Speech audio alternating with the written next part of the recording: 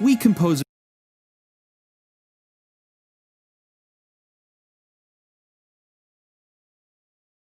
are a pretty bruised bunch. It's bad enough that we don't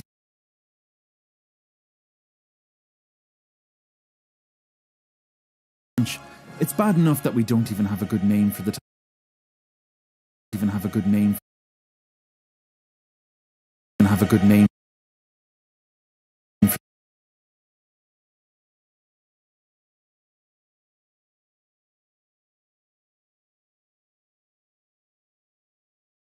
have a good name for the type of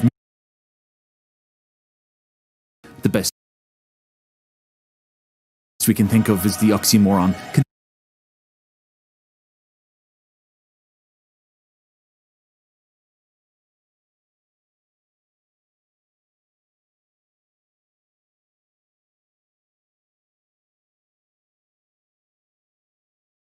contemporary classical, but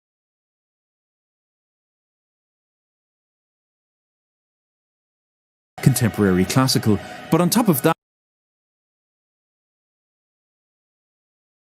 contemporary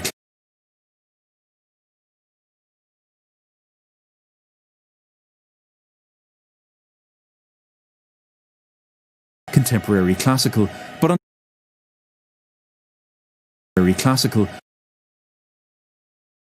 contemporary classical, but on top of that are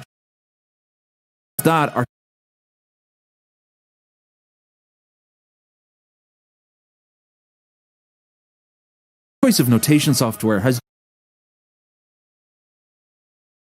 generally been substandard. Software has generally been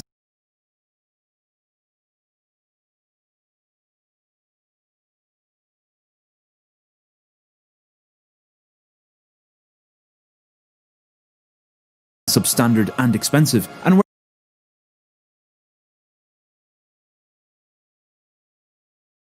where other creative professions have industry standards such as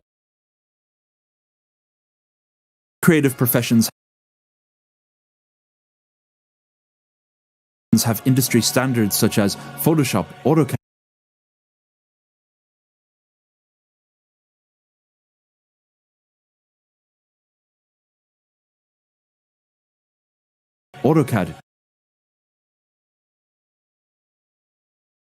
Photoshop, AutoCAD, Unity, V-Ray, Sketch, Maya, Sketch,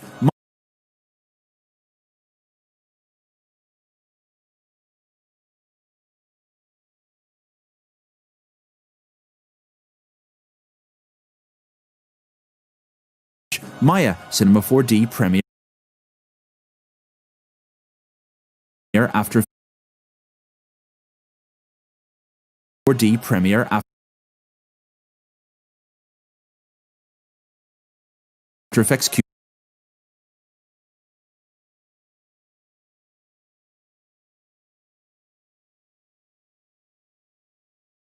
Cubase, Pro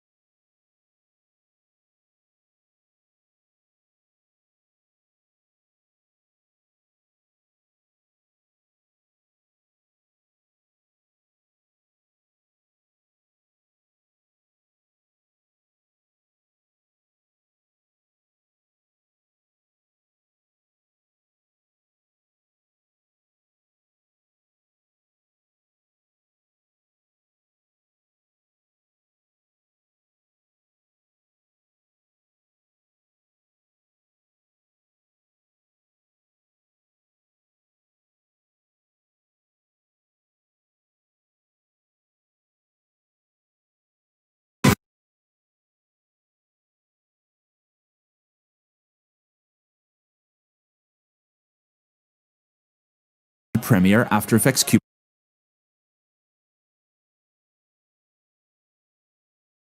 4D, Premiere, After Effects, Cubase,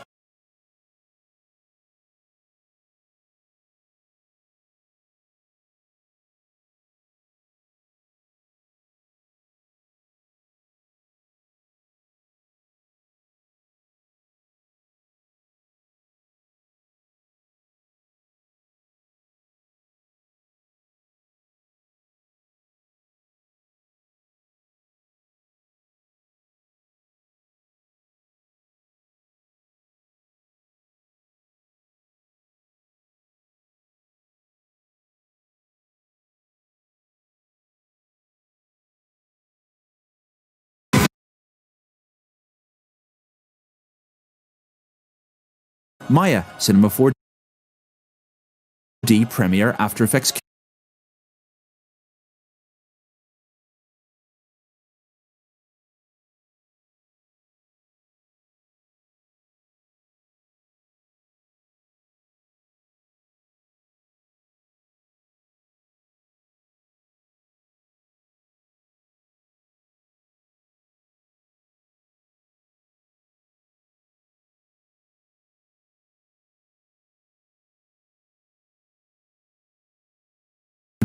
Premiere, After Effects, Cubase, Pro Tools, etc.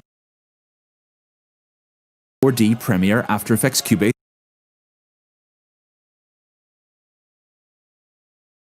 After Effects, Cubase, Pro After Effects, Cubase, Pro Tools, Cubase,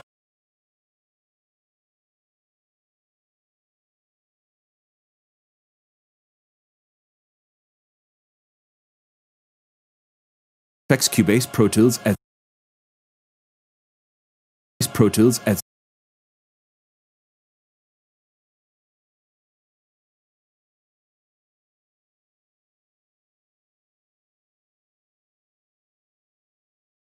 Base, Pro Tools, etc.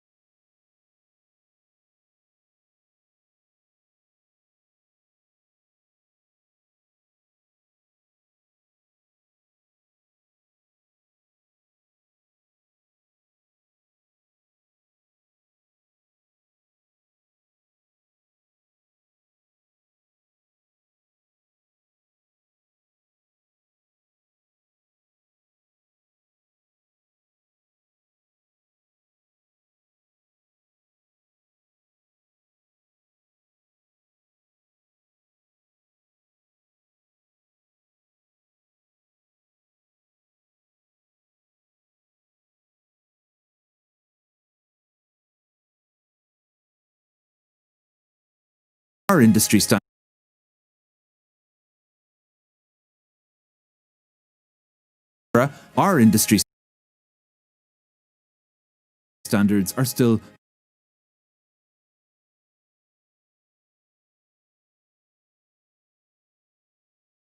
Sibelius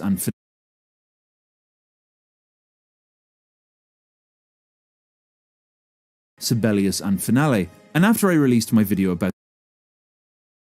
the design of Sibelius, I realized that I tapped into an almost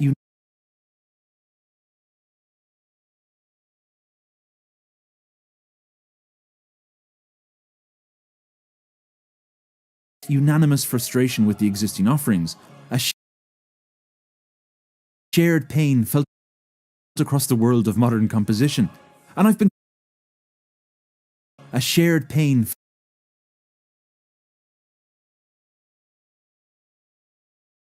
and I've been contacted multiple times by people who've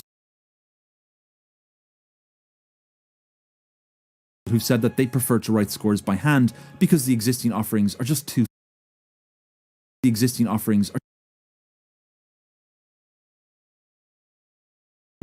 slow and frustrating. Wow. I don't know if I've ever heard an author say they prefer the efficiency of a pen. If I've ever heard an author say they prefer the efficiency of a pen. But the good news is that the field has opened up. The good news is that the field has opened. Is that the field. But the good news is that the field has opened up over the last few years, and with more competition comes cross-pollination. And hopefully the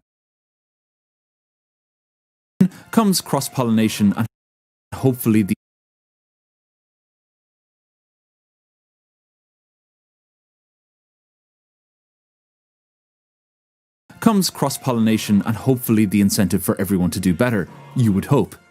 But which application should we look at next? Well,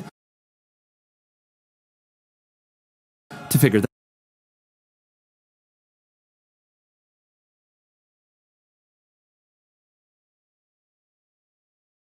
that out, I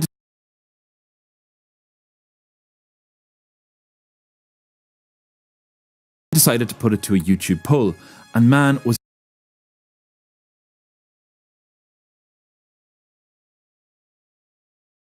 my expectation.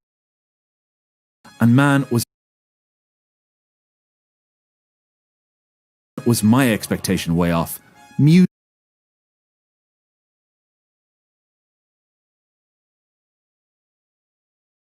MuseScore.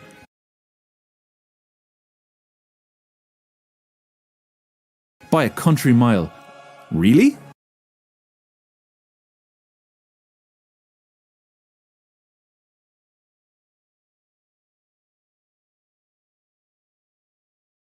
Really? MuseScore.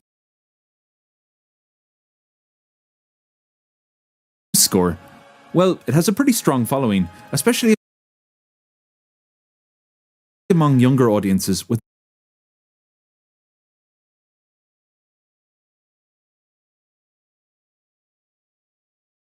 over 60% of its users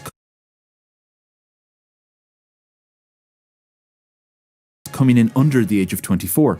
Them's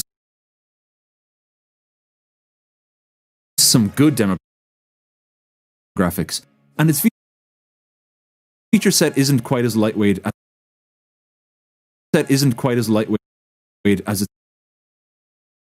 as its cost implies either. Its feature set isn't quite as lightweight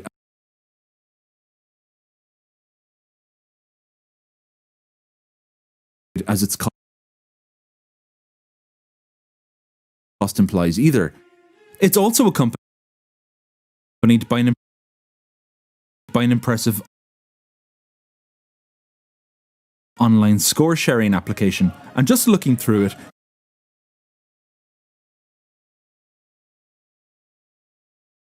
you can get the sense of a pretty thriving community. People can upload their scores, receive ratings, and as you're listening to other people's work, you can make comments like, "This caused me to fail. No, not November. What?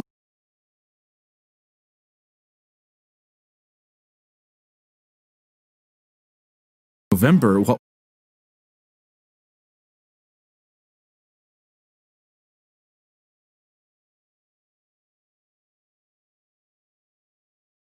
November? What? November? What?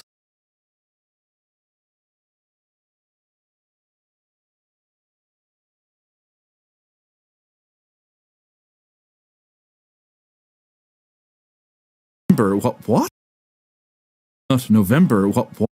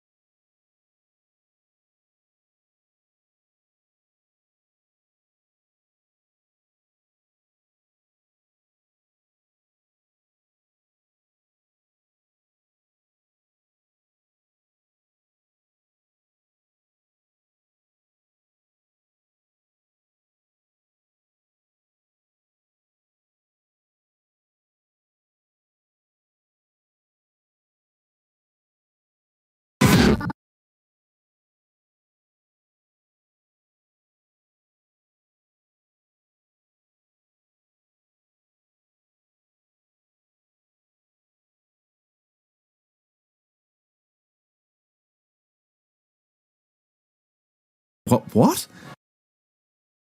November? What?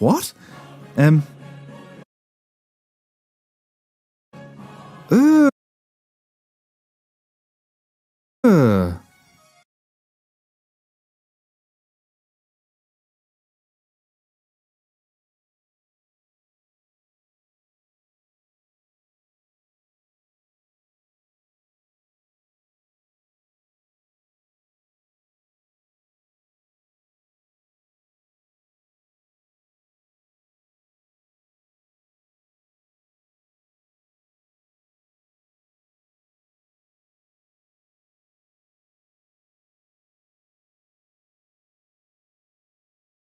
Uh.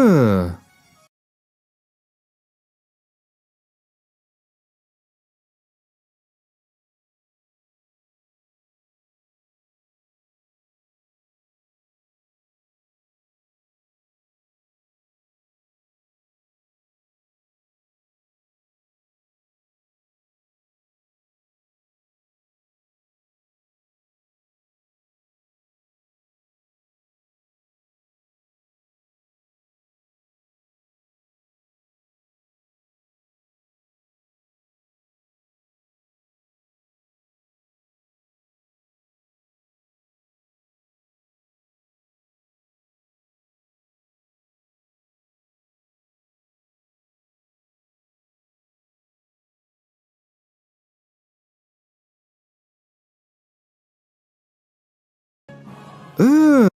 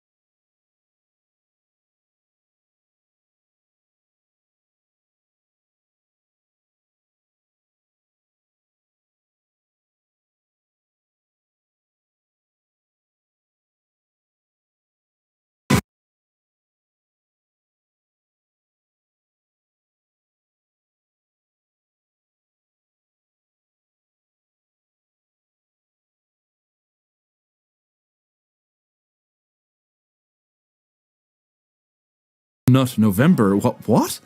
An-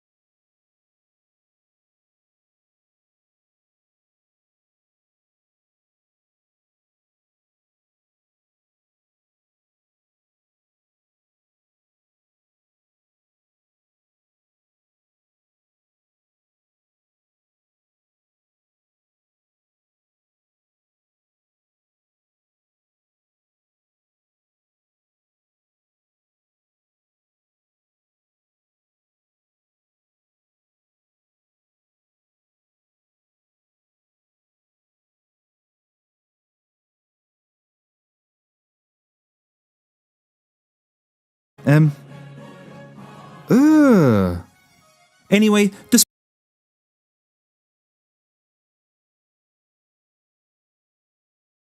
despite this impressive combination of offerings, it ain't perfect. And when looking at its design,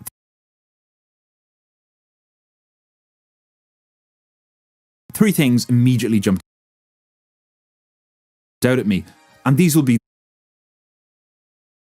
the design focus for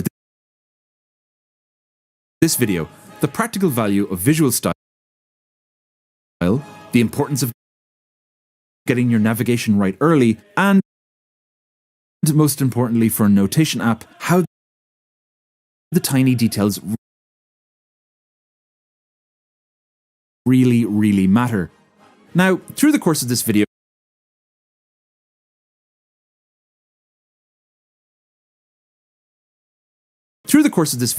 I'm going to be saying some mean things. I'm going to be saying some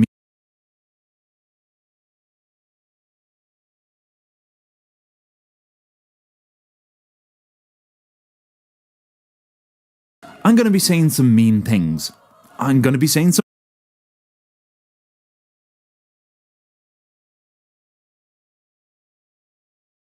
going to be saying some nice things. But most importantly, I'm going to be saying some mean things. I'm going to be saying some mean things.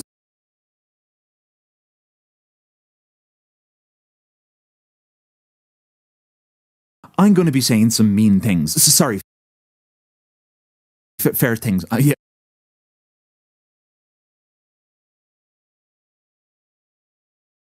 Some mean things. Sorry. Fair things. Yeah. Sorry.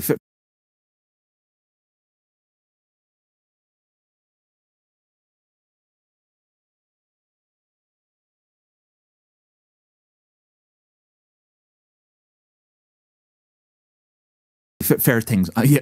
I'm going to be fair. Yeah. I'm going to. Sorry. Fair things. Yeah. I'm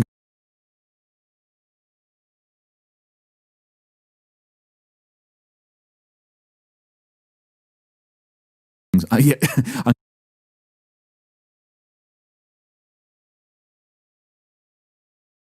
fair things. Yeah,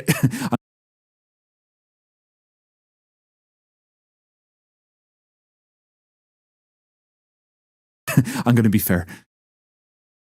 I'm going to be fair. So,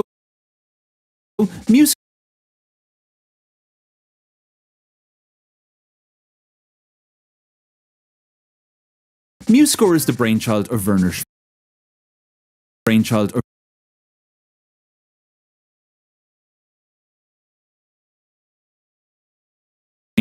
Werner Schwer, a German developer and music enthusiast who, up until 2002,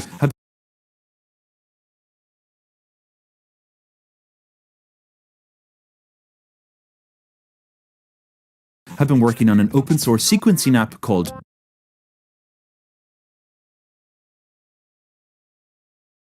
Muse, which looked like this. And if we look up here,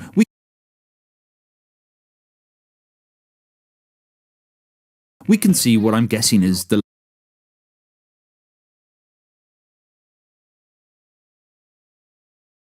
lyre of the Muse terpsichore. Lyre of the Muse.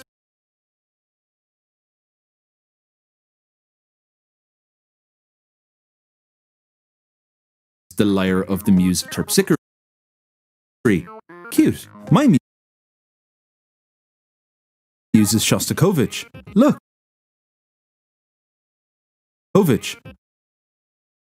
Look. Here he Look. Here he is sitting beside my desk. Anyway,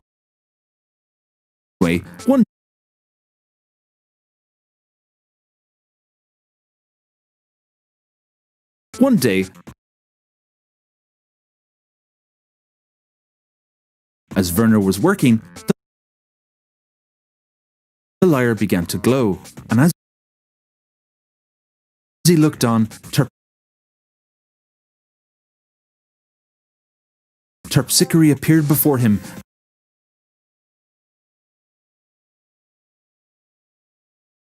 and spake it thus. Werner!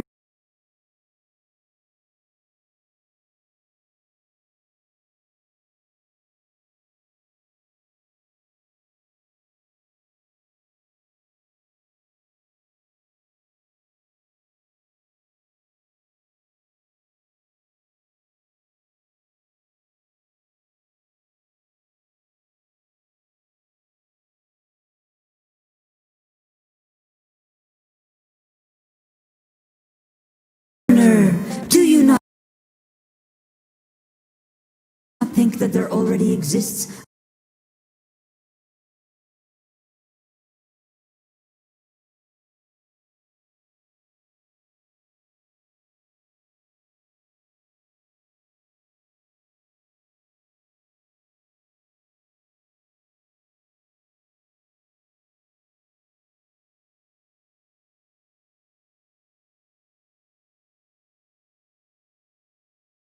Do you not think that there already exists an over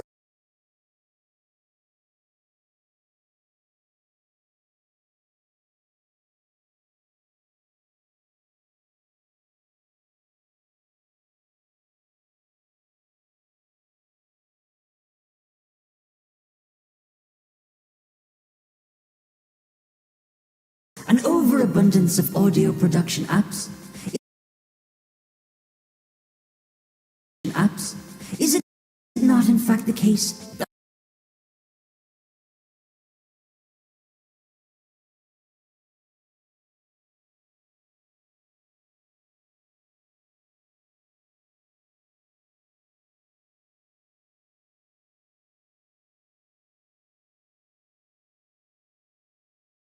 that what this realm truly craves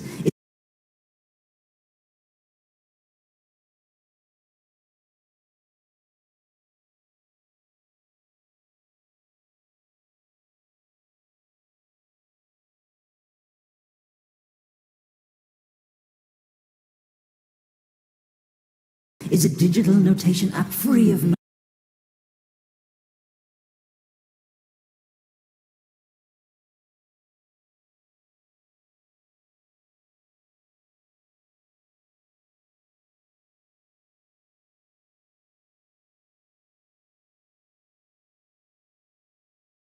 for Sibelius and Finale.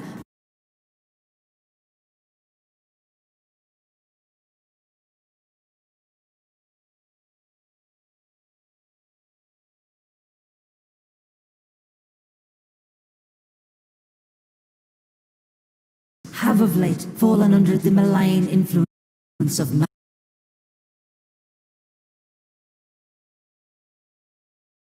have of late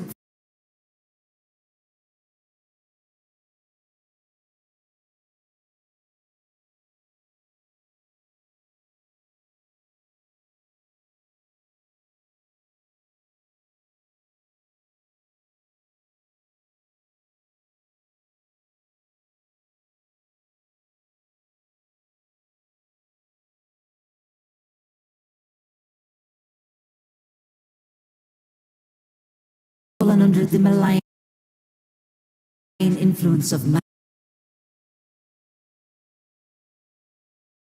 mania and mania.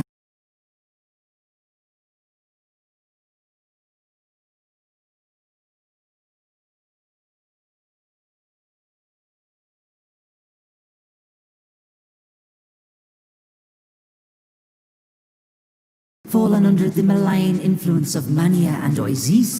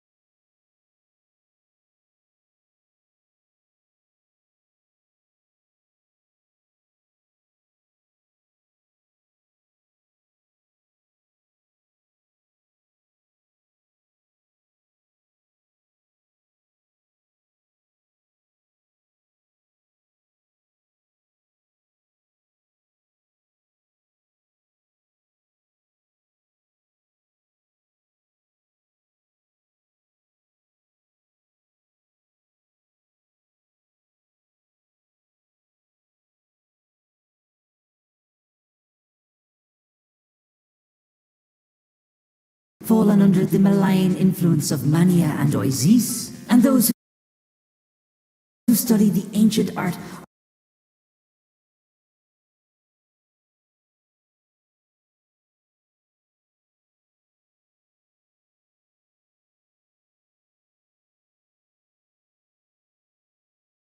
are in great pain. Werner. Pain. Werner.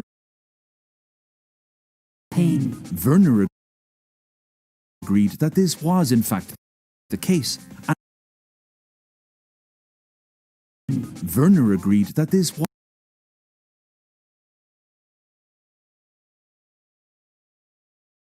and asked what he could do to help.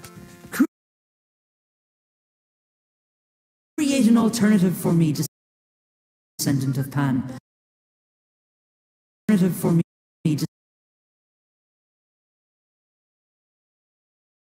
descendant of Pan.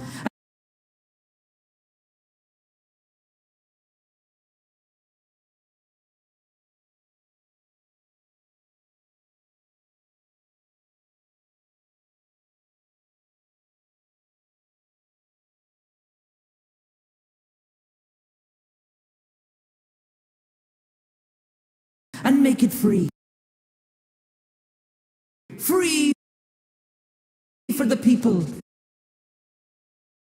Do this and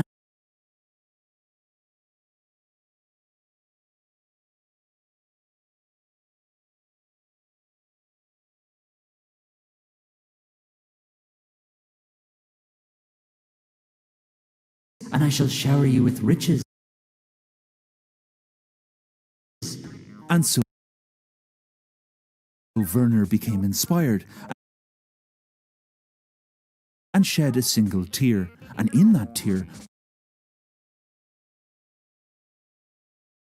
was the root directory within which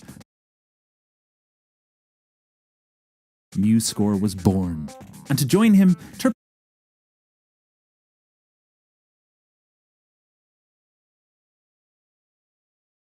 Terpsichore sent two angels, Thomas Sponte and Nicolas Froment, with whom he founded a new company also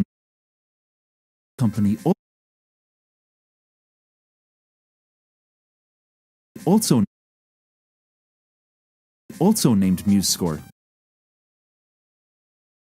Werner would remain focused on the architecture and product roadmap, with Thomas taking the Werner would remain focused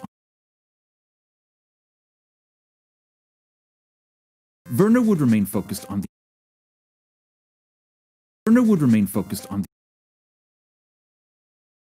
the architecture and product roadmap, with Thomas taking the role of CEO and Nicolas organizing the open source contributors. And now that I've mentioned open source, let's spend a couple of seconds. MuseScore is released for free under the second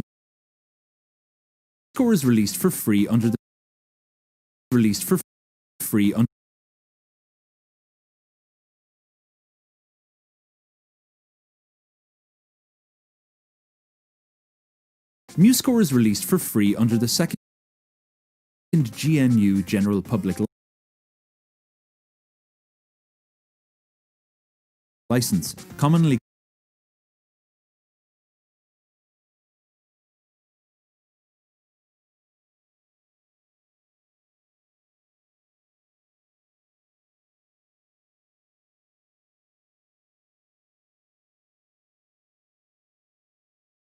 called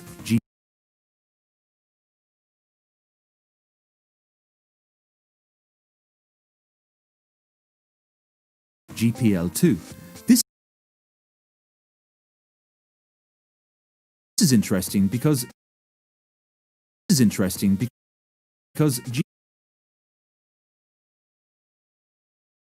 GPL2 is viral, which means that all future versions and modifications licensed under it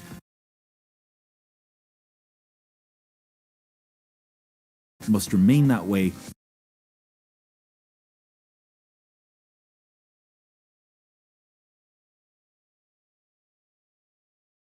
forever.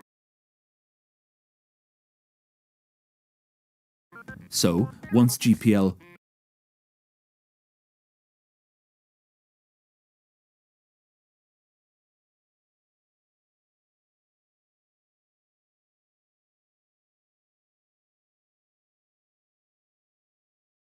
always GPL. This is to prevent companies from creating proprietary applications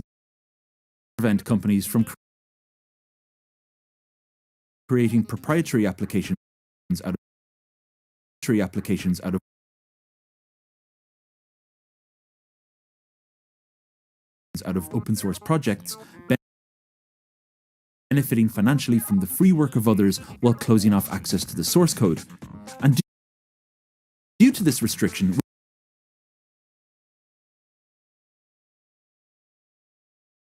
we can be certain of one thing: MuseScore will always be free, and its project files will always be accessible to the public.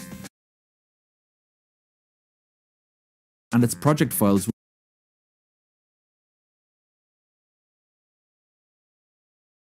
will always be accessible to the public. And that's not to say it can't ever make money. It can. And that's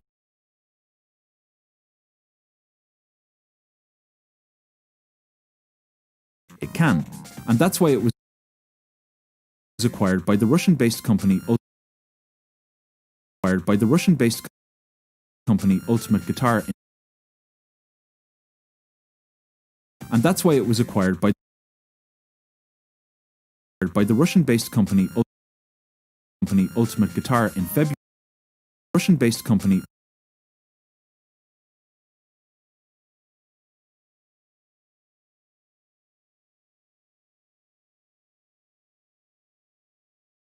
Ultimate Guitar in February 2018.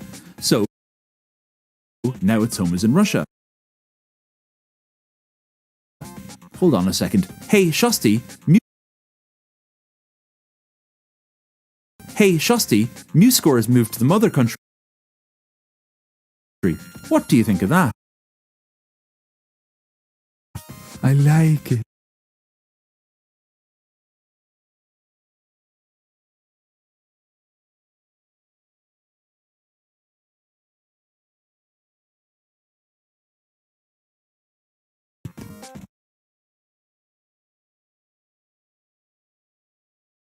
I like it.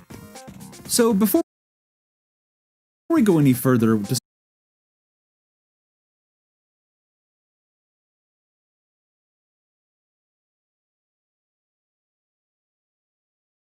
discussing what all of this actually means for the app, let's open it up and see what the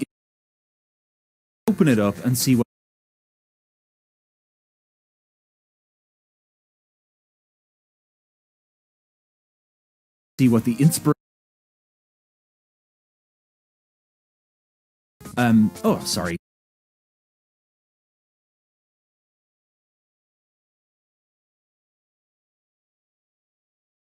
Oh, sorry. Oh, sorry. Oh, sorry. The skin. Oh, sorry. The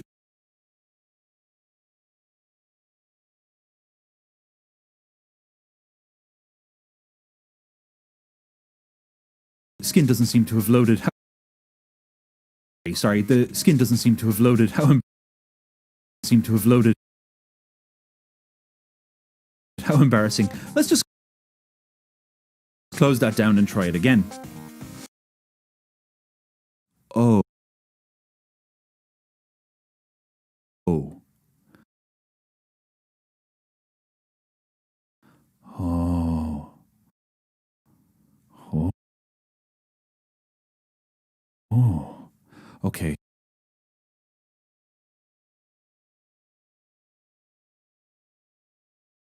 Now,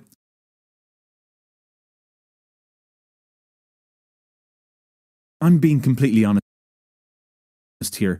When I first loaded this app up, after hearing so much about it, my first reaction was,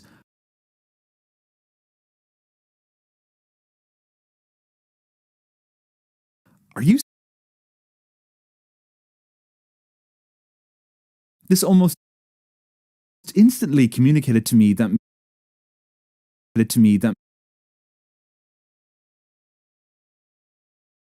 MuseScore was an amateur passion project rather than a real app. And this is surprising because after spending quite a bit of time playing with it, I found that the way it's organized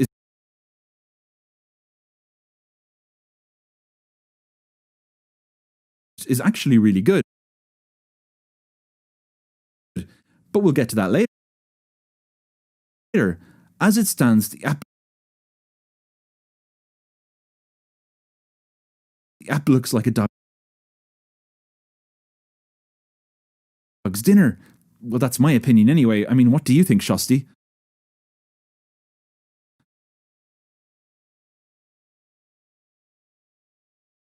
Ooh.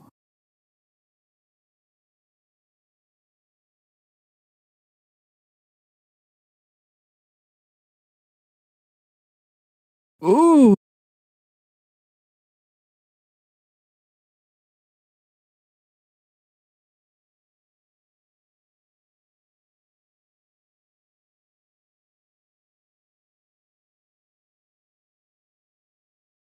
Ooh.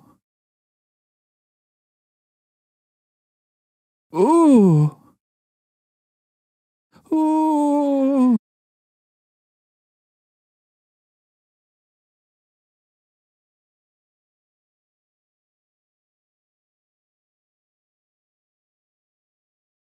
Oh.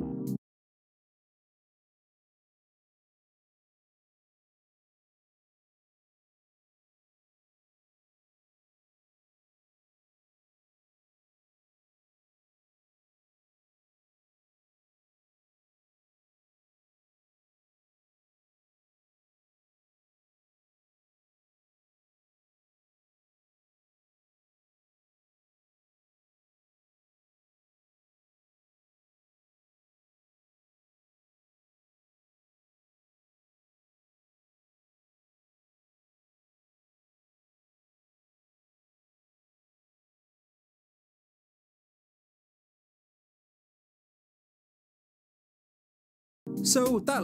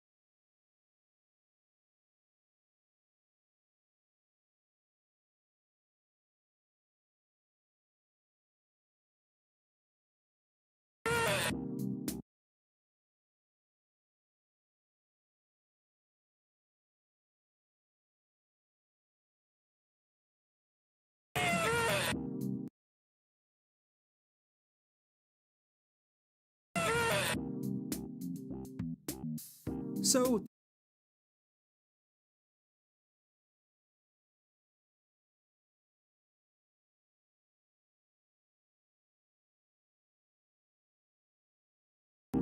that leads us to point number 1, the importance of visual design.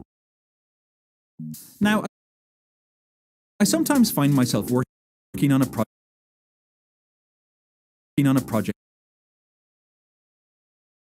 with developers who seem to think of visual design as a purely cosmetic layer that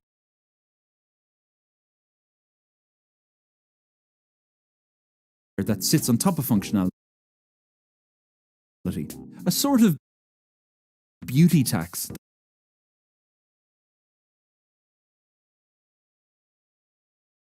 that holds up the pace of implementation.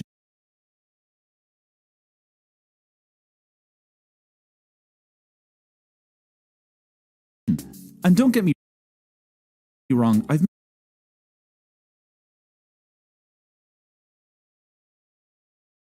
met a lot of designers who seem to do visual design that way. I've met a lot of designers who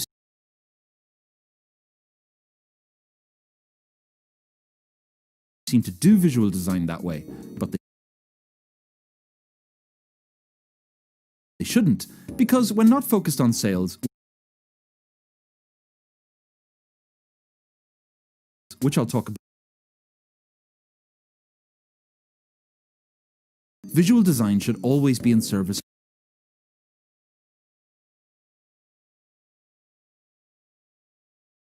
of making the app. But before I demonstrate this, we should first look at MuseScore.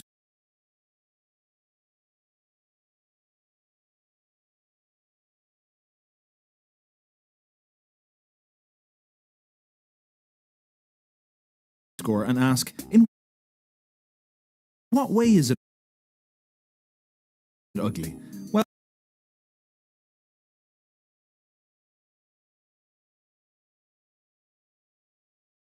it's a lot of little things that all add. The entirely grey background is an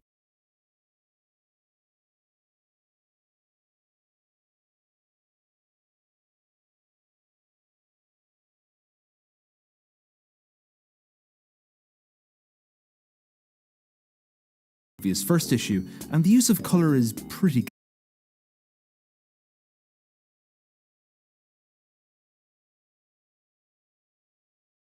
ghastly. I mean,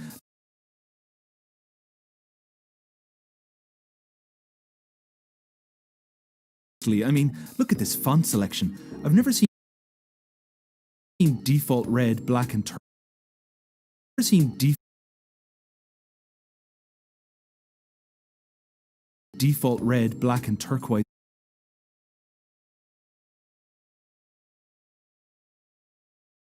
is combined like this before. These pressed buttons are a little nasty too, and those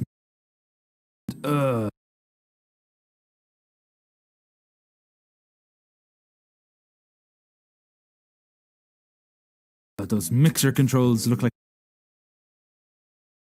a bad flash game from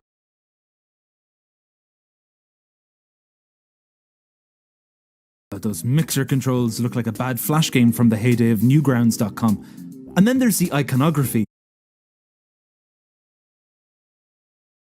which is clumsy and this is actually probably a pretty good place to look at the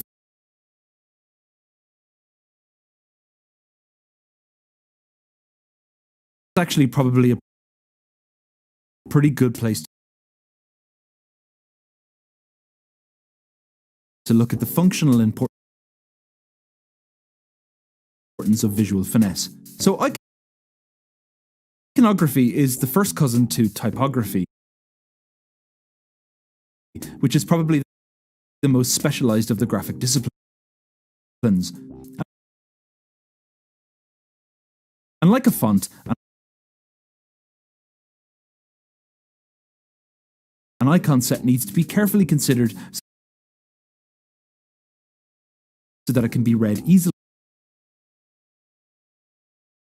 For example, if you've ever looked at a typeface closely, you'll know.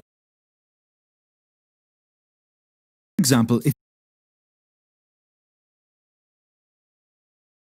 if you've ever looked at a typeface closely, you'll notice a common baseline, like that seen here between the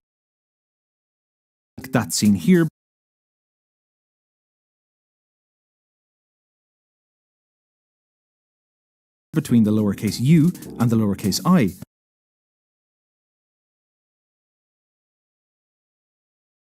And the lowercase I. And then there's 100 other little optimizations that you'll find, like in Helvetica, where the lowercase f and t line up like this, and t line up like. These kind of streamlined consistencies add up and help the reader to process sentences without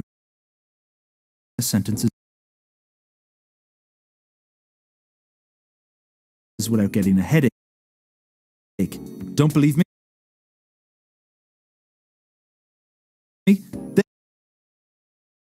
Then try reading a medium-length article in Papyrus and let me know how pleasant you thought the experience. And let me know how pleasant you thought the experience was.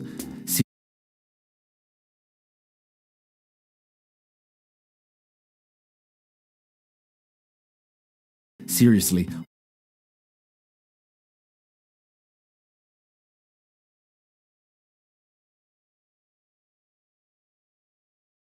Why do people pick on Comic Sans so much?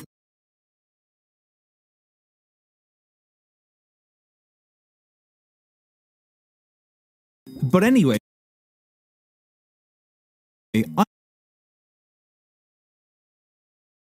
icon sets work.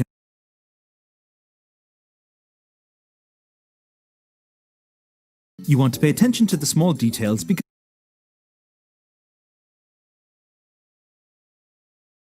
it helps people. You want to pay attention to because it helps people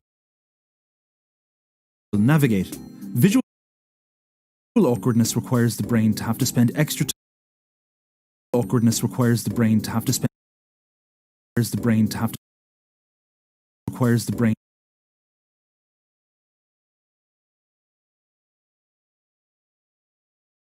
To have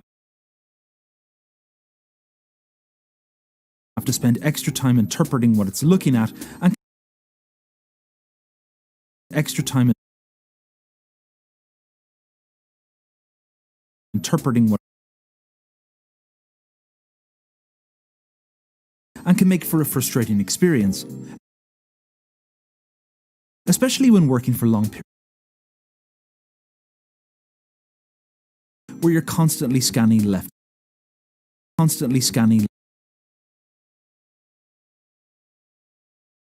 and right, left and right. Where's that? Oh, there it is.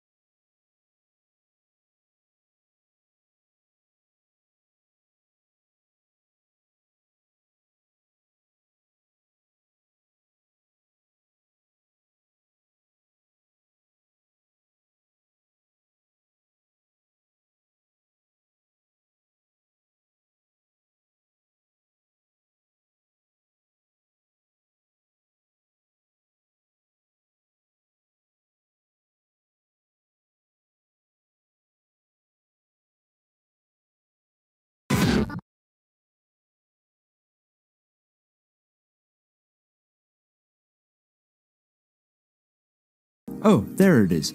And to give a zoomed in look at what I'm talking about, let's look at these four in particular.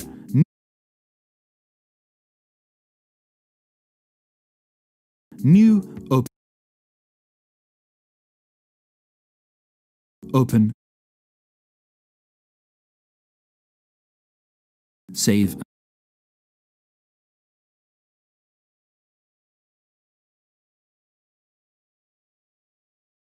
and print. I'm going to quickly break these down in a way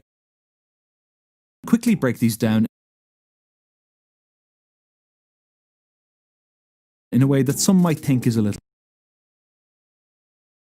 But like I said earlier, these little things add up. So there are two garden variety ones that are outlined and ones that are filled. And since the brain reads these in different ways,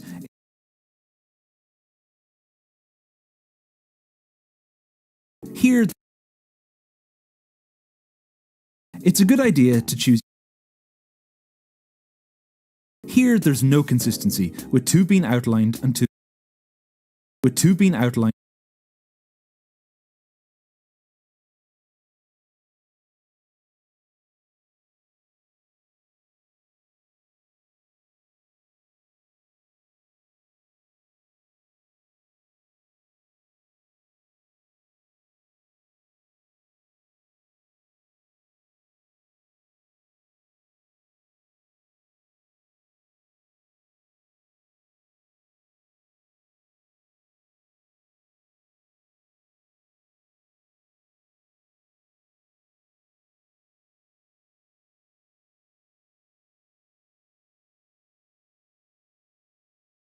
And two being filled, and they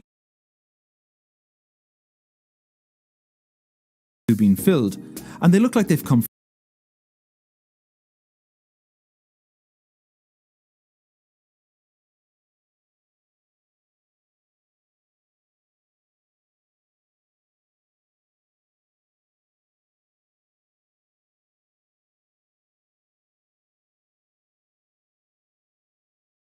from different places. This save icon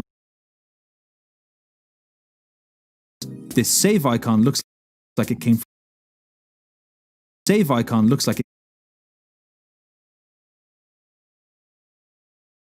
from the site Font Awesome.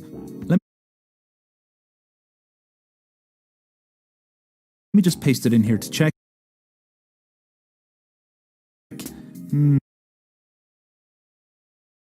Yeah, pretty similar. The folder icon looks like it came. Folder icon looks like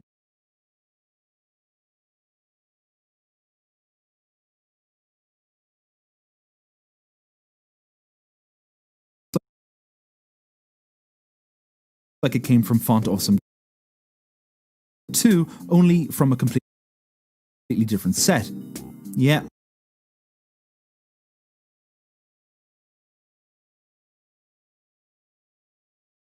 Almost identical.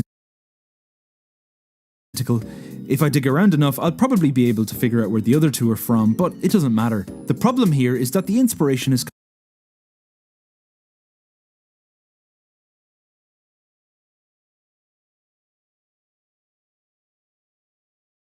coming from completely different places, and the result isn't. Let's see how these same icons are handled by the open source icon set Clarity. You can see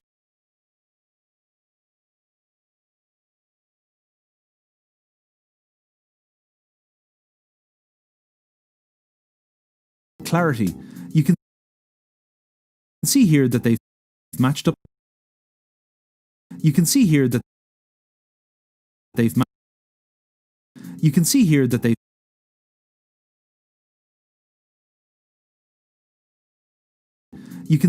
they've matched up the baselines pretty nicely, although one is intersected halfway. This detail on the save icon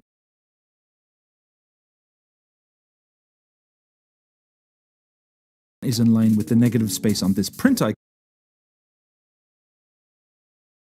On the save icon is in line with the negative space. This upper detail on open lines up with this little detail on. They also have this sharp-edged detail here, and then here facing in a different direction, which helps give the set some character. It's pretty finessed, and since it's intended to be read at very small sizes, a better and more legible set would be this one by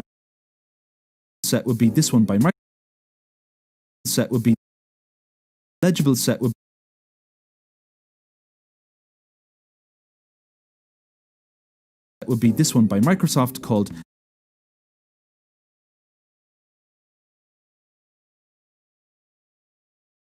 Sego MDL2. The baselines don't intersect each other. These two details line up beautifully, and this detail in save and print line up too. Pretty balanced and legible. Altogether, this would be much easier to read. And this is a set with hundreds of icons, all of them built in a way so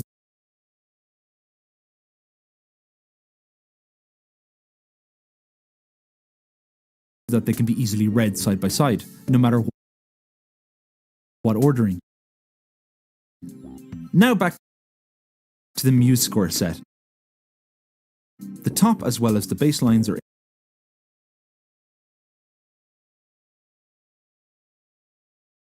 intersecting. You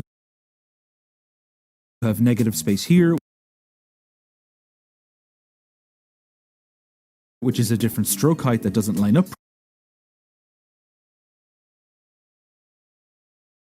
And this plus detail doesn't match the height of the details.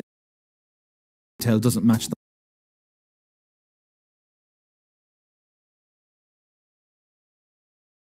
the height of the detail. It's not the worst thing ever. It's just clumsy, amateurish, and a little unpleasant to have to look at for hours at a time.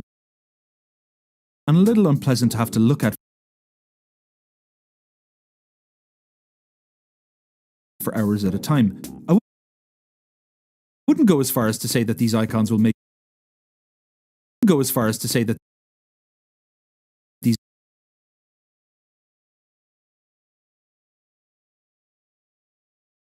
I wouldn't go as far as to say that these icons will make people's eyes hurt, because there's not that many of them. But over time, as the app becomes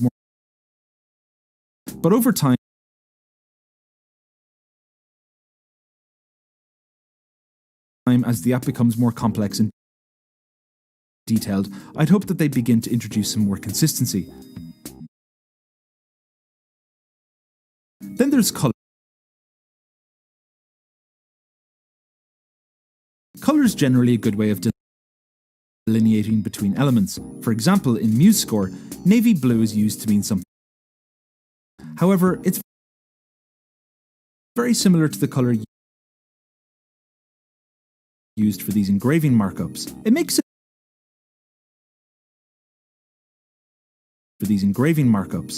it a bit tough to tell if you've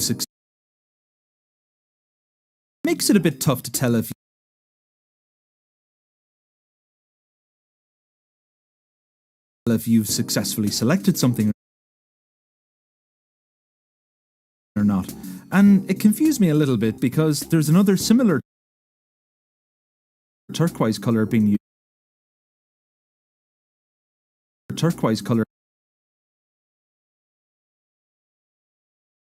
Being used in the sidebar.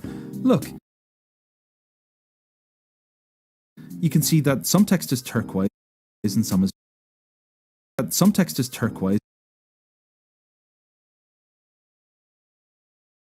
is black. Maybe Maybe the turquoise color represents values that are editable. Maybe the turquoise color represents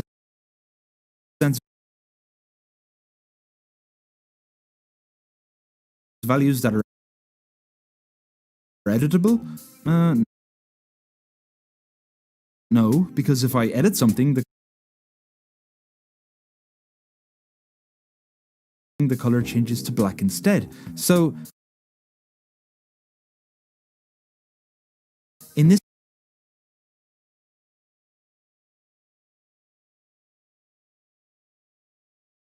this case, when it's this turquoise color, it means it's not been touched yet. Have you confirmed that it's not been touched yet? Have you confirmed that anyone? Do I even?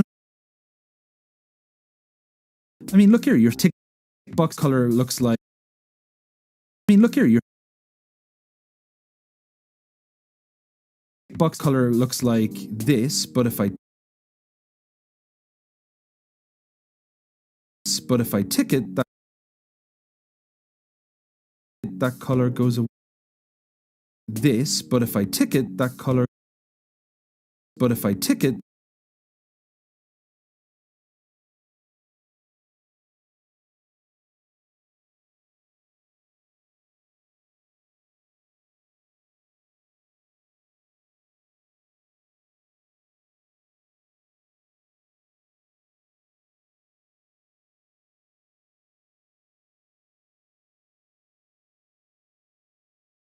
But if I tick it,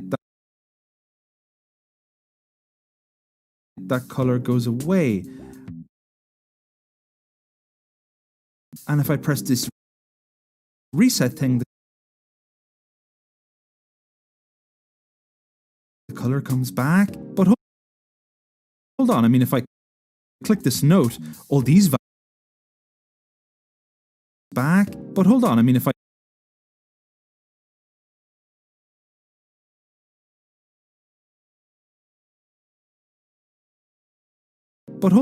I click this note, all these values are black. I've never touched these before. What's going on? Exactly. And when I press these notes, yes, they look selected, but that dark grey, dark blue combo is well, it's filthy. I mean, the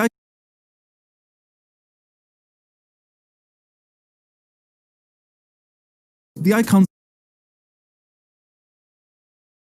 I almost want to unclick them as an act of kindness. And also, since you're trying to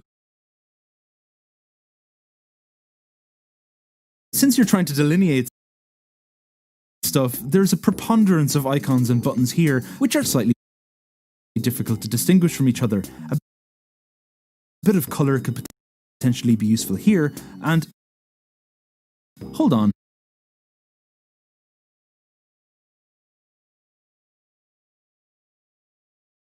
Hold on.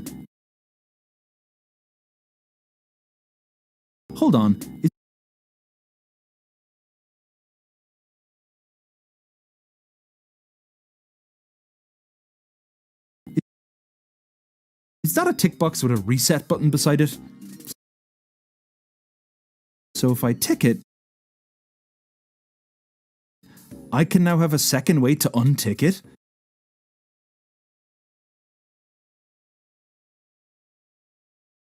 Is this really now?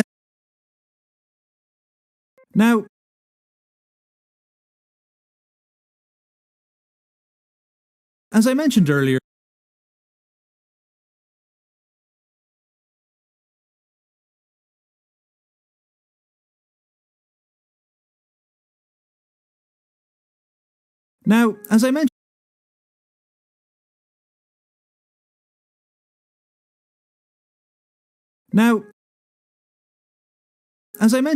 the other requirement of visual design is that it can give an app an identity help it stand out,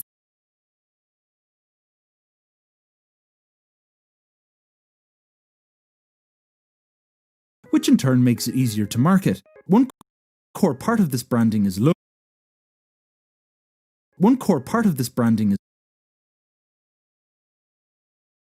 logo design. The MuseScore 2 logo was an eyesore, and it's been definitely improved with the MuseScore 3, but it still looks a little half-baked.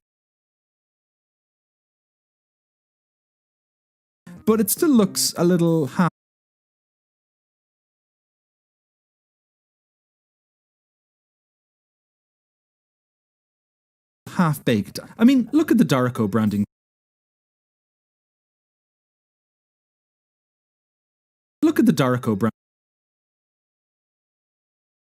Half-baked. I mean, look at the Dorico branding.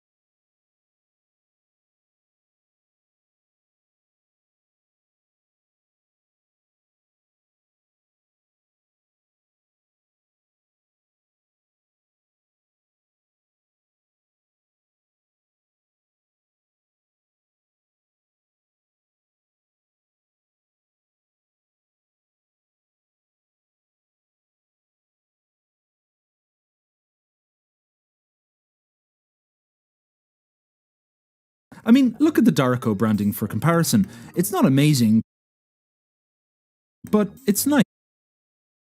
You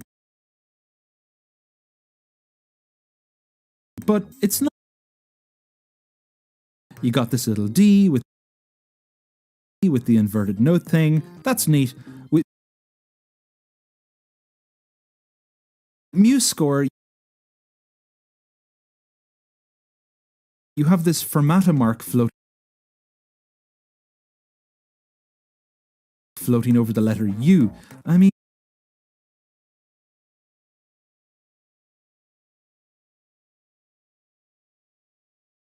it's a bit lame, no?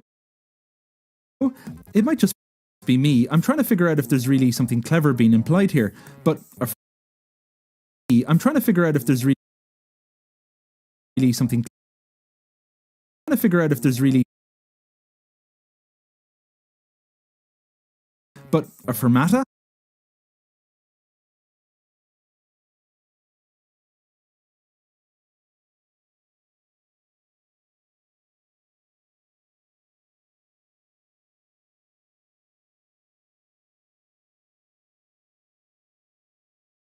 But a fermata? The marking that means you should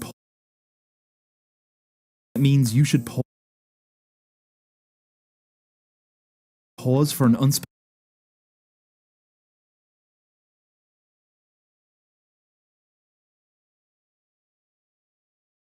Why that? I'm just imagining the designer thinking,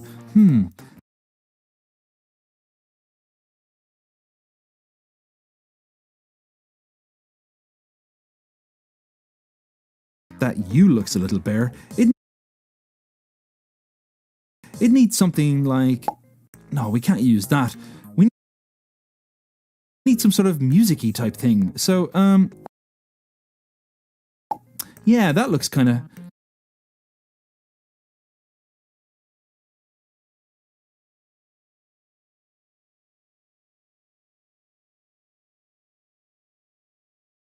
Kinda cool. Job done. It's open source anyway.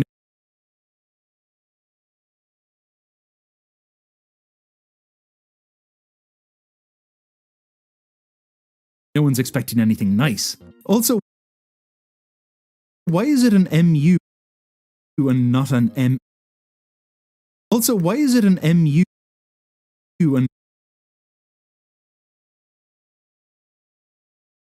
and not an MS? Muh. But even ignoring the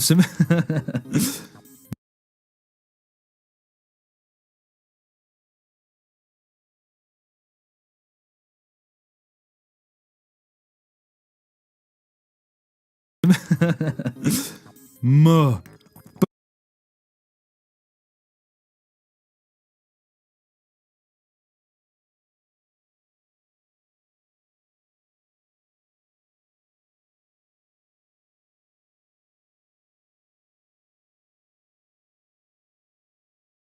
Muh. But even ignoring the symbolism, is it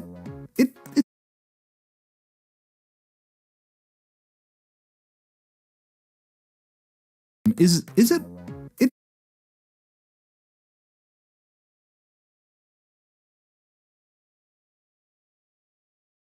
it seems a bit wonky to me. I don't know if you can see it right away, but everything's leaning over to one. It's annoying. Hold on, let me show you by grabbing the logo file. Thanks, open source.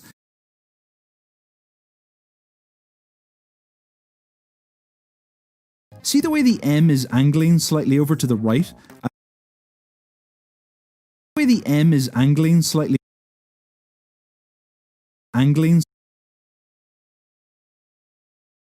over, as if being blown by a breeze from the left.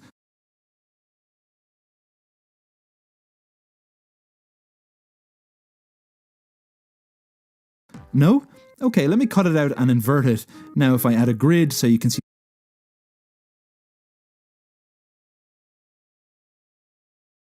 the halfway point. Okay, it's pretty clear now. Now, the U is swaying over to the left and the M to the right. Why? Well, I noticed on the MuseScore website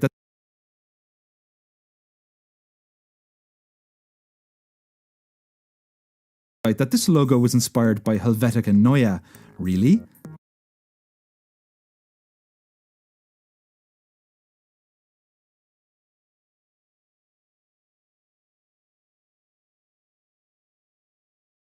How? I'll investigate this. Let's just grab the lowercase m from Helvetica Neue and, already.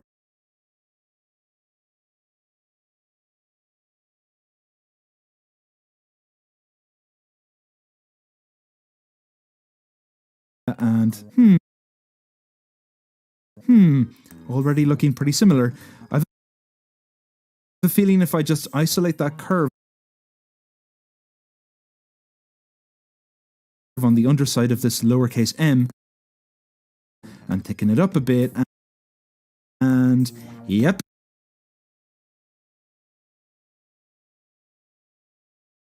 And yep.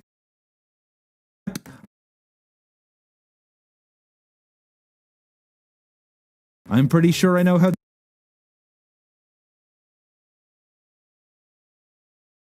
Right, so in Helvetica,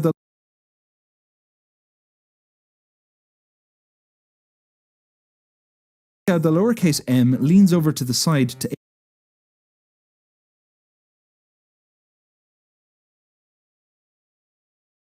aid readability. It works with the rest. This is a self-contained logo, so leaning serves no purpose, and it's not like this combination looks great either. So this is what we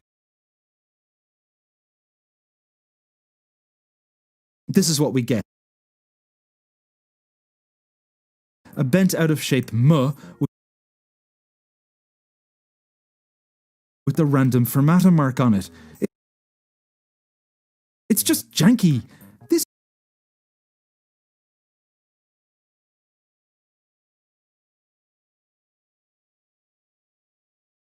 It's just janky.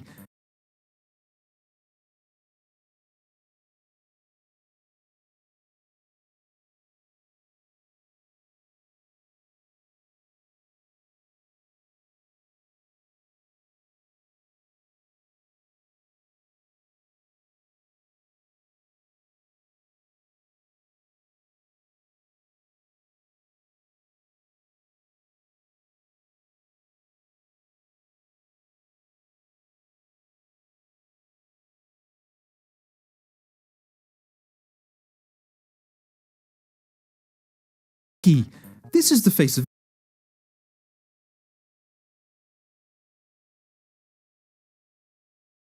MuseScore has a janky face. So what would I do? Well,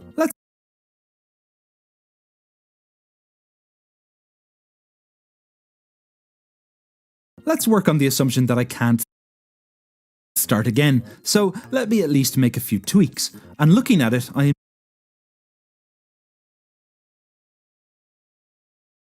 immediately notice a lot of half circles. Let's start with that. I'll create a circle based on the size of the current version. I'll move it over here and extend it. Then double it. Now I'll do the same for the U, which is a little wider. And now we can turn the base of the U into a fermata marking so that they both have matching curves. Fine. Now, if I pop that in a circle,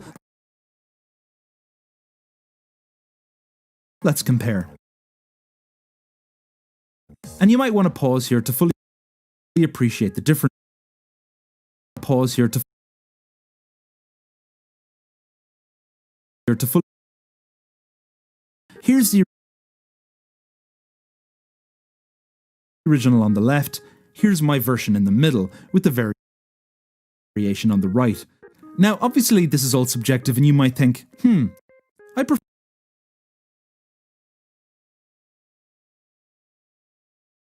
the one on the left, and that's okay.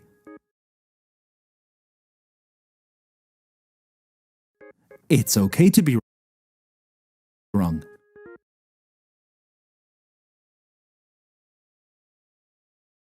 Now, with MuseScore,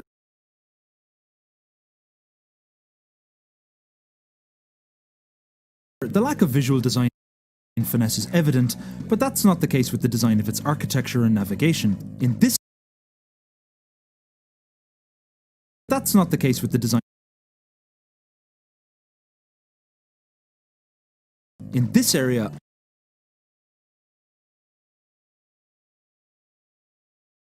I think it really shines. In my Sibelius video, I spent quite a bit of time pointing out how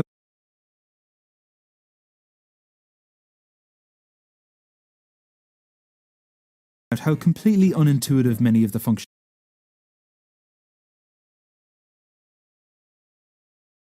because they were hidden in places you'd never expect to find them. And the problem with this is that if you're in the middle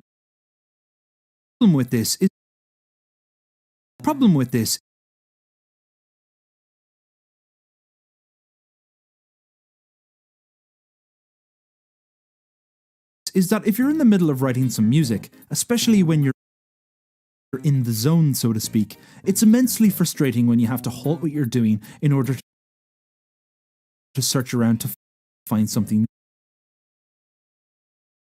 you know you've used before.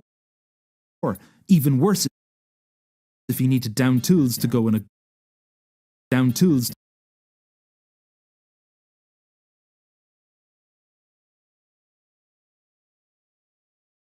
Complex systems, when designed well, allow users to form strong mental models that help them to find things easily, and where possible, they should try to incorporate mental models that are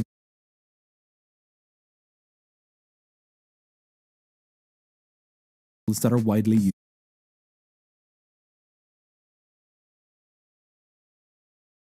A simple example of a common mental model would be the layout of a pop-up. Here's one. Would be the layout of a pop-up. Here's one. So, tell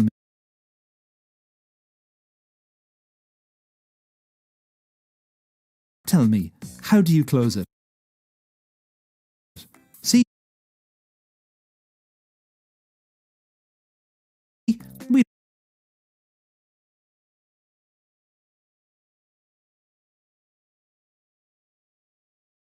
We don't need to think twice. It's a completely established mental model.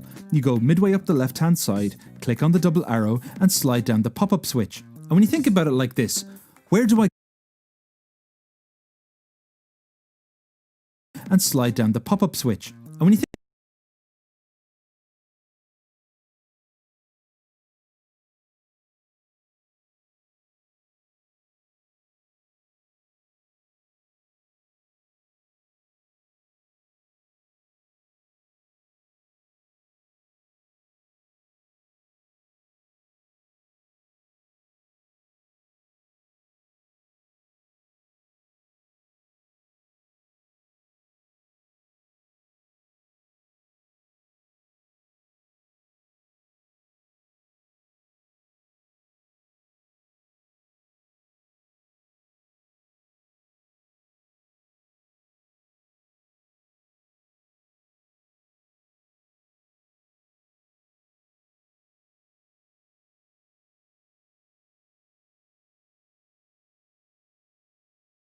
switch. And when you think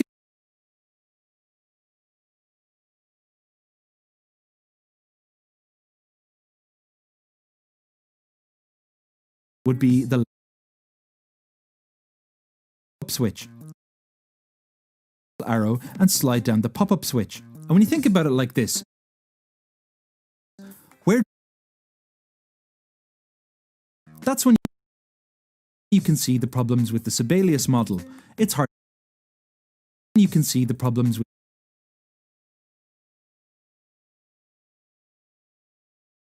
it's hard to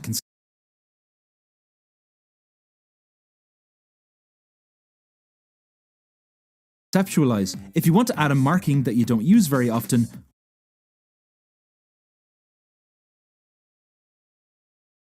where do you go? It could be in here. It could be in this big list. It could be here in the text category under styles. It could be here in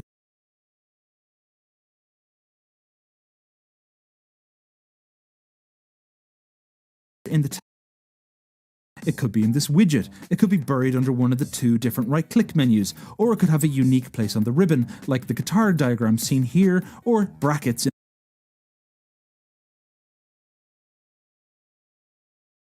MuseScore beats this hands down. The model is so simple I can describe it in a few words. If you want to write notes, they're up here. If you want to add any other type of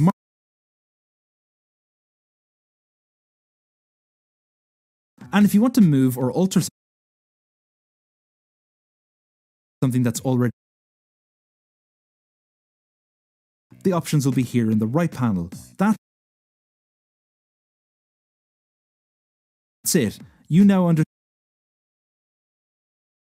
So let's say I'm looking for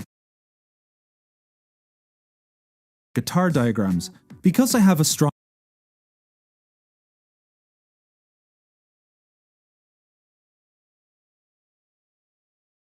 I've a pretty good idea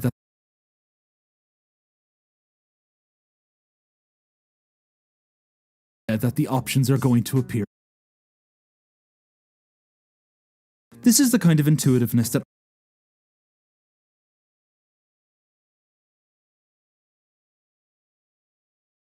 all complicated apps should strive towards. It's actually quite reminiscent of the layout of a program called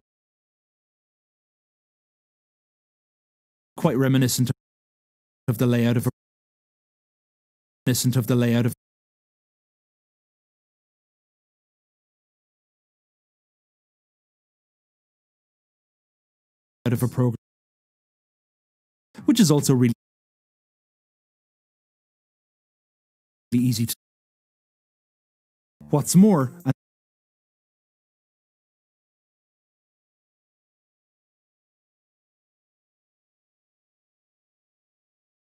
you can move these panels around in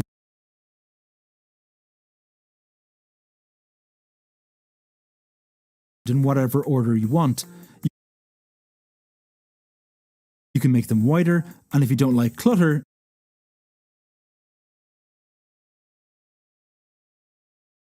you can remove any options you don't need. But in saying that, there's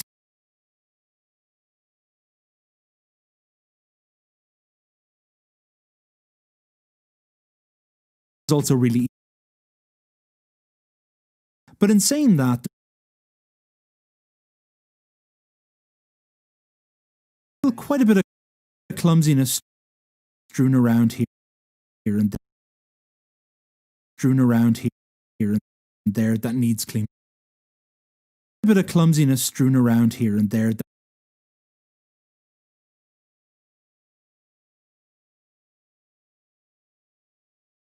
Here's a quick list I've put together. Okay.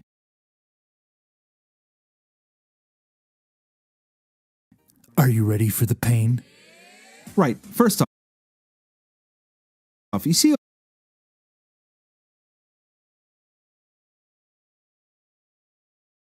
all these things?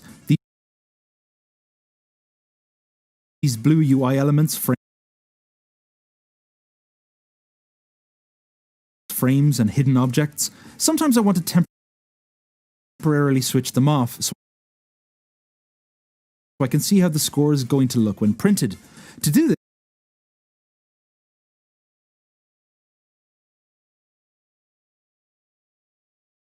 I need to untick these different options here, but each time I untick one of them, the menu closes, so I have to navigate back up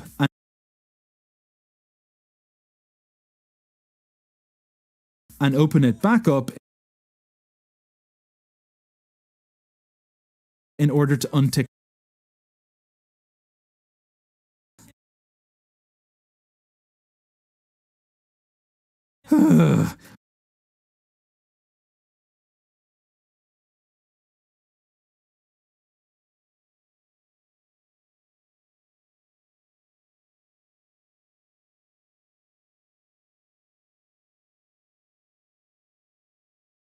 And it closes again.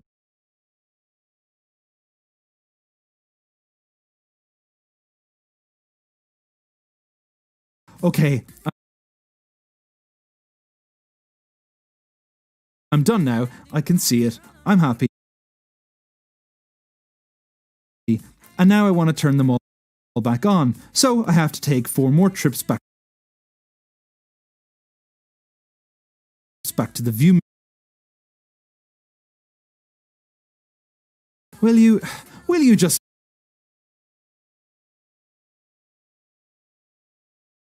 let me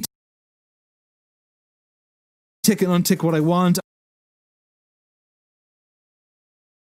and I'll close it when I'm done. Better yet,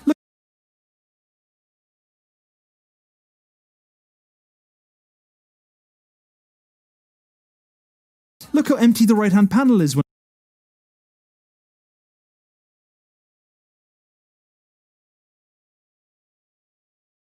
I mean, look at it now. It's the nothing.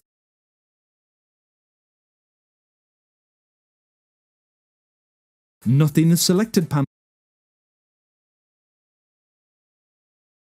I think we can get a bit more imaginative than that. Perhaps when nothing is selected, it could show useful things like yeah,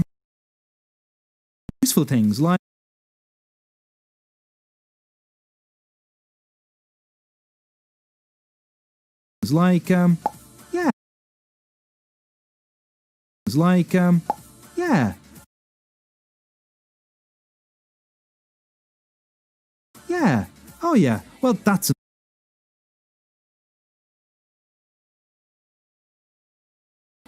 an idea. In fact, there are tons of things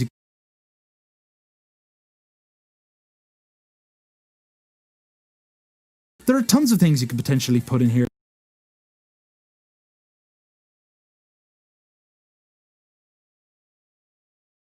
That are currently buried in the top menu. I also notice an option called Document Side.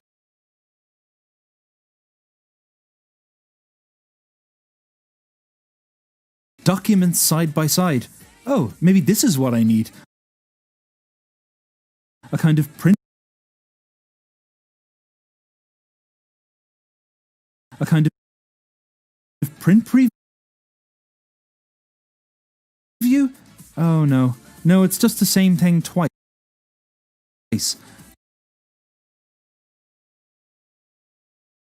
Okay, well,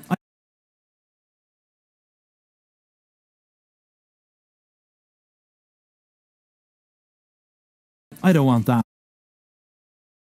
I mean, no one in history has ever wanted that, so let's just close it. Oh, it's asking me to save another copy. Nah, why would I want... Oh.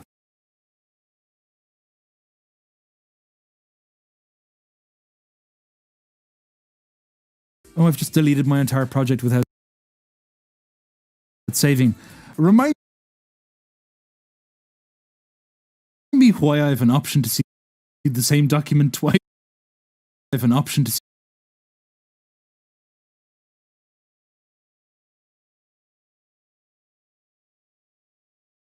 Is it because you forgot to disable it when there's only one document open? I think it is. Incidentally, if you have your part scores open,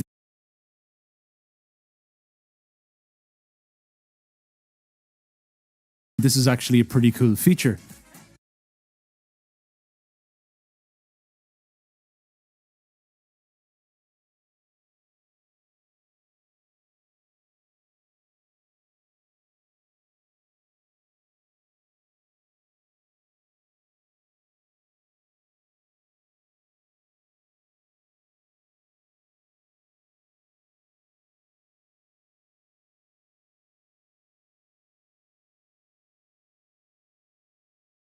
This is actually...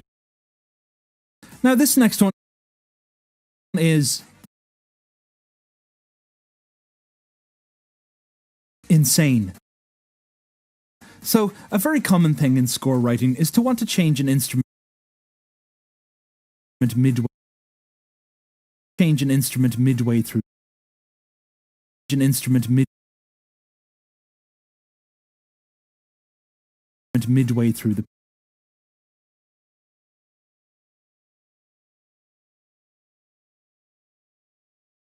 My first and then go to where I remember the instruments option being.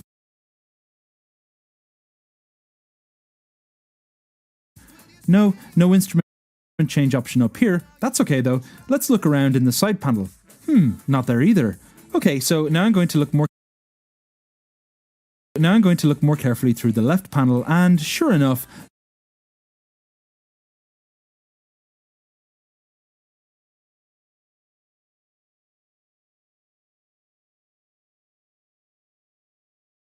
good old left panel has what I need.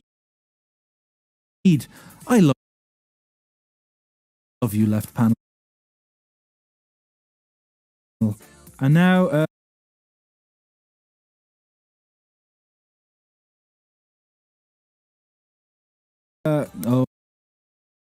okay, hold on. Okay, hold on. It's just text with no. Okay, hold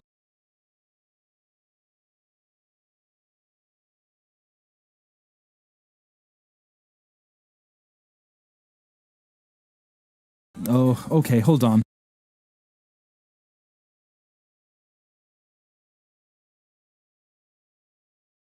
It's just text with no options. Bad left panel.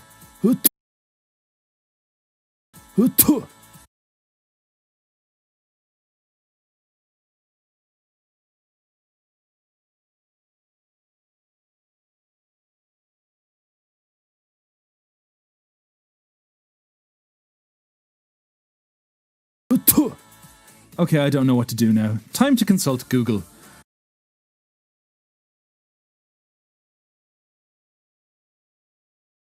Oh, a video.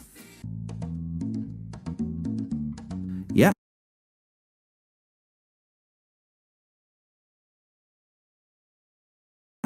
Yeah, come on. Come on.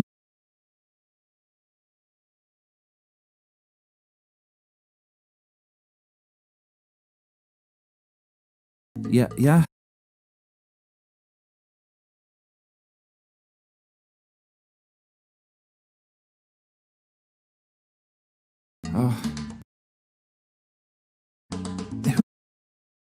Who are you advertising to? I have the app already. Hello and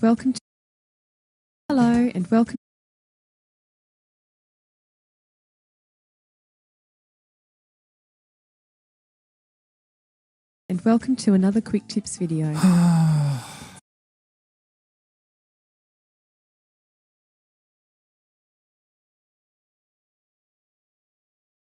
Sometimes you might decide to change an instrument when you're writing.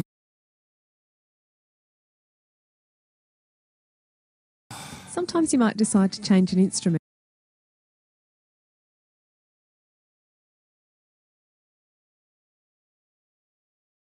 when you're writing.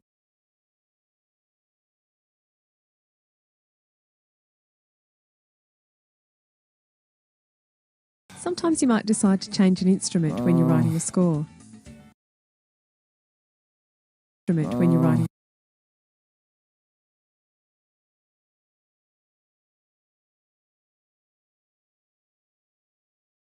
When you're writing a score. Yeah.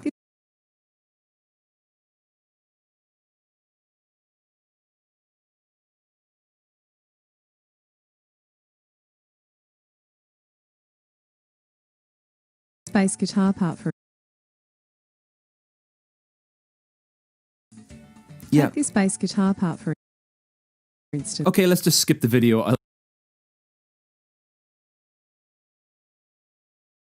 I'll summarize. So I need to go to staff properties by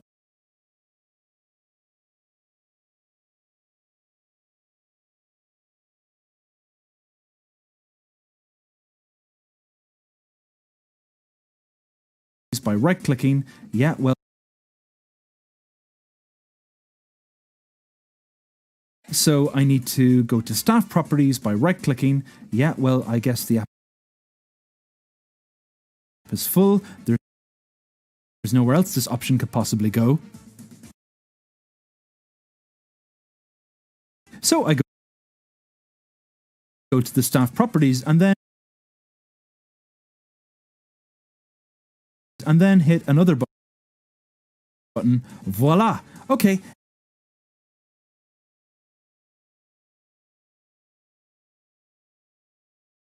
Now to change the instrument to a viola, and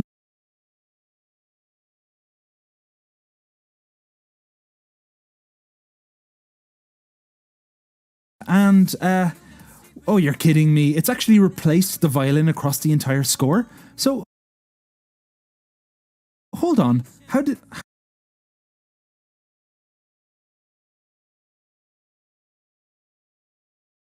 on earth do I change an instrument mid?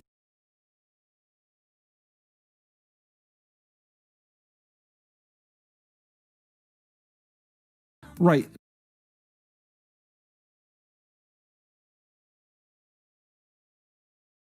Time for some precision Googling.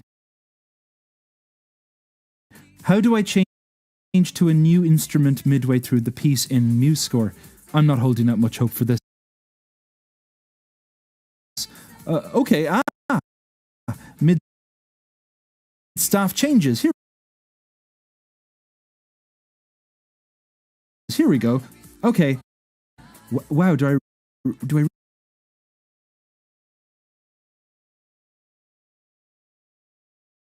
really need all of this? Do I really need all of this? Okay. Okay, scroll down. Scroll down.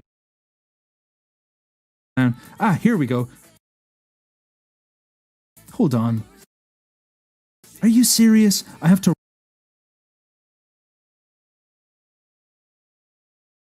right-click on that text to change the instrument? I have to right-click on this? And it's like the only unique option here too. Yeah, because there's nowhere else. Yeah, because there's no. Yeah, because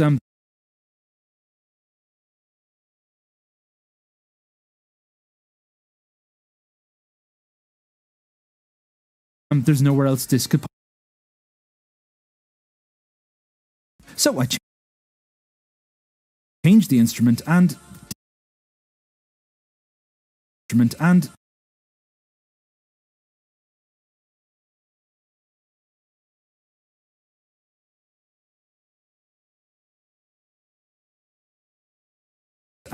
did it do it? Oh man, it didn't even alter the text for. Oh man, it didn't even alter the text for me or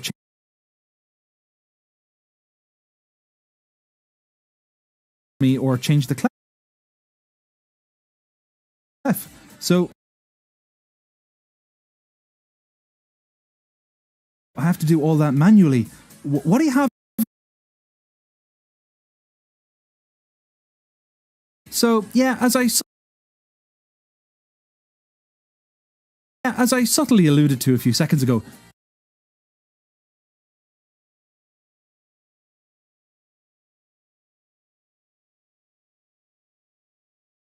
put it there. You